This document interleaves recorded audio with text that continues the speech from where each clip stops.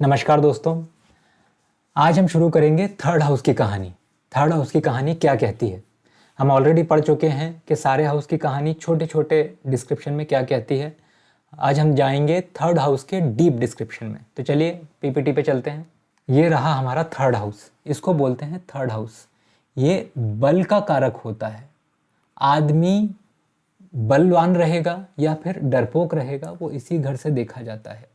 अब मैंने एक वीडियो में बताया है कि 3, 6, 8 और 11 ये अशुभ घर होते हैं। अशुभ घर क्यों होते हैं? क्योंकि तीसरा घर बल का होता है। अब तीसरे घर में आपको बल नहीं रहा तो आपको जीवन भर परेशानी झेलनी पड़ेगी, तो इसलिए तीसरा घर अच्छा होना ज़रूरी है। अब मान लीजिए कि 3, 6, 8, 11 हम मान लेते हैं। अब तीसरे घर में मान लीजिए मंगल बैठ गया, सूर्य बैठ गया, शनि बैठ गया, राहु बैठ गया। अब ये जो बैठ गए तो ये फिर आपका घर बना देते हैं स्ट्रॉन्ग। अब आप हो गए बलवान, अब आप किसी पे भी चढ़ सकते हो। तो ये होता है तीसरा घर।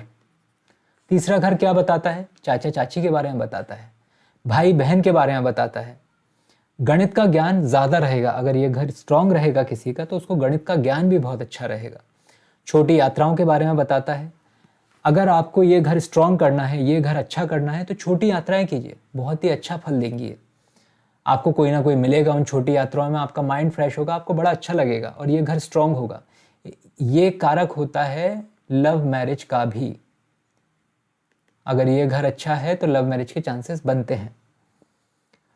घर का सुख दुख, पड़ोसी कैसा रहेगा।